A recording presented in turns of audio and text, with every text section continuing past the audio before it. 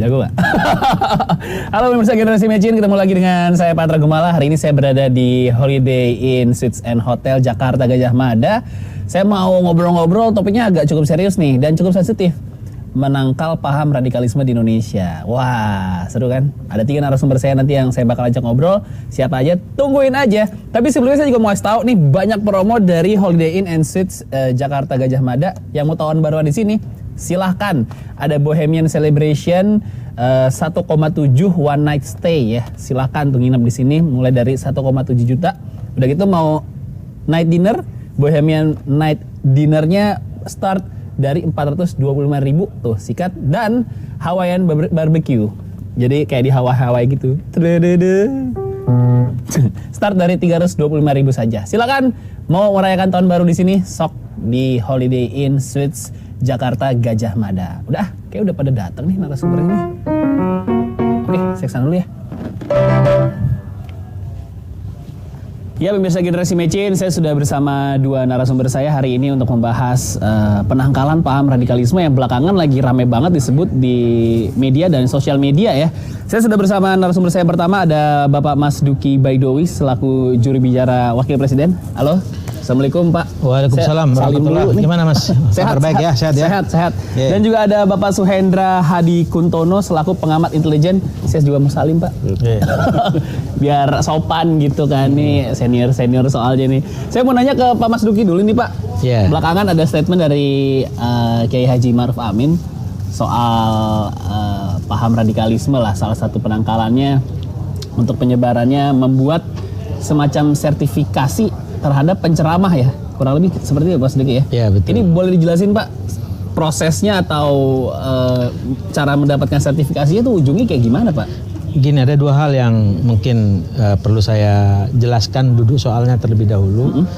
Pertama itu adalah bahwa kenapa radikalisme itu harus ditangkal di negara kita ya. Karena negara kita ini sekarang menjadi negara yang umat Islamnya itu terbesar di dunia dan fahamnya moderat. Jadi faham moderat itu adalah artinya faham yang antara faham keagamaan dan faham kebangsaan itu bisa nyambung. Ternyata faham yang seperti ini itu tidak gampang. Di negara-negara yang lain faham antara agama dan kebangsaan itu masih sering tengkar, bahkan berdarah-darah gitu kan. Contoh banyak sekali negara di Timur Tengah yang karena 2 faham ini nggak nyambung bisa menjadi bertengkar, berdarah-darah. Itu karena ada satu ideologi yang justru melatar belakangi dan ideologi itu sangat keras. Nah, disinilah yang disebut dengan ideologi ekstrim itu. Nah, ideologi ekstrim ini yang disebut dengan tadi faham radikalisme. Nah, ini yang harus ditangkal. Nah, yang kedua terkait dengan tadi. Jadi ada dai bersertifikat. Kenapa dai bersertifikat? Pertama itu ada 2 istilah yang berbeda antara dai bersertifikat dengan sertifikasi dai. Kalau sertifikasi dai itu ya kayak orang kalau mau naik kendaraan harus punya SIM. Artinya semuanya profesi gitu. Ya, kalau ini pilihan. Jadi dai bersertifikat itu adalah pilihan bagi setiap mubaligh yang memang ingin bersertifikat, maka harus mengikuti standar tertentu yang dilaksanakan di Majelis Ulama Indonesia. Tapi Majelis Ulama Indonesia tidak akan memonopoli itu. Bisa juga dilaksanakan di Muhammadiyah, bisa juga dilaksanakan di Nahdlatul Ulama dan yang lain-lain. Tapi setidak-tidaknya ada standar-standar tertentu di mana seorang mubaligh itu memang akhirnya dia bisa menyampaikan materi-materi keagamaan yang sesuai dengan konsep negara bangsa. Yang tidak membuat anak-anak muda bisa terpapar oleh paham radikalisme. Sehingga dengan demikian maka ada standar-standarnya di dalam di dalam dai bersertifikat itu. Salah satu standar yang penting itu adalah dia mesti mempunyai kedalaman pemahaman keagamaan.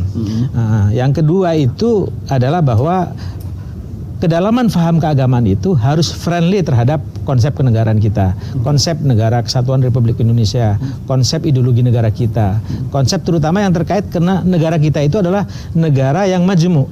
Nah, oleh karena itu dia kemajemukan itu harus dihormati. Dia harus mempunyai empati yang besar terhadap faham orang lain.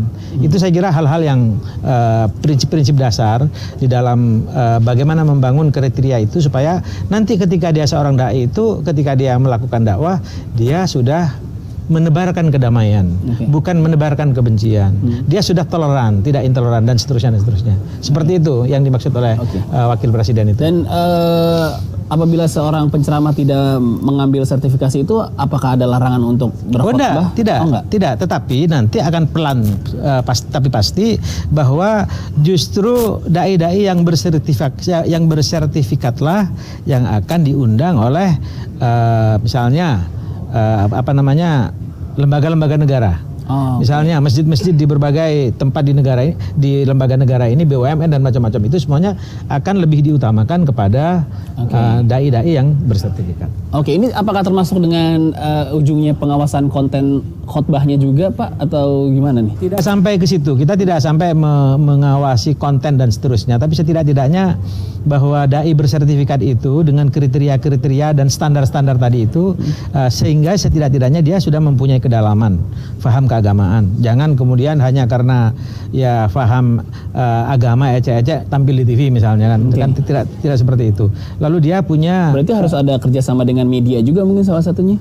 Ya bisa aja itu harus salah satunya kan memang TV harus diajak kerjasama untuk diberitahu bahwa jangan begitu mudah mengundang seorang dai yang ternyata dai-nya itu dia tidak banyak paham masalah agama sebenarnya, tetapi kemudian karena dia terkait dengan selebritas tertentu di dunia di jaringan itu sehingga dia menjadi seorang mubalik. Jangan begitu. Jadi kedalaman itu sangat penting. Ini kan isunya cukup sensitif Pak, soal masalah agama gitu, dan dari pemerintah sendiri bagaimana memastikan sertifikasi ini tidak memunculkan konflik baru untuk hal-hal yang cukup sensitif kayak gini, Pak? Saya kira ini tidak akan menimbulkan konflik baru asal duduk masalahnya bisa difahami bersama, tidak disalahpahami.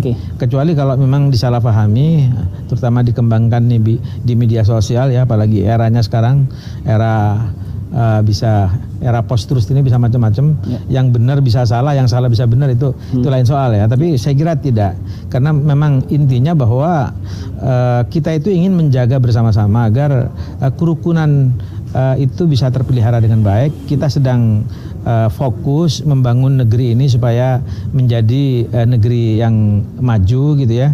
Dan kalau kita menjadi negeri yang maju di mana elemen-elemennya itu adalah misalnya bahwa salah satunya adalah faham keagamaan yang kompatibel dengan proses kemajuan bangsa, kan bagus itu. Jangan kemudian bertentangan dengan itu, kira-kira seperti itu. Saya mau nanya ke Pak Suhendra setelah break ini, Pak. Apakah memang sudah segitu mengkhawatirkannya isu radikalisme ini di Indonesia, dan apakah itu salah satu cara untuk menanggulanginya? Habis ini kita bahas Pak Suhendra. Jangan kemana-mana pemirsa, kita tetap di Generasi Mecin.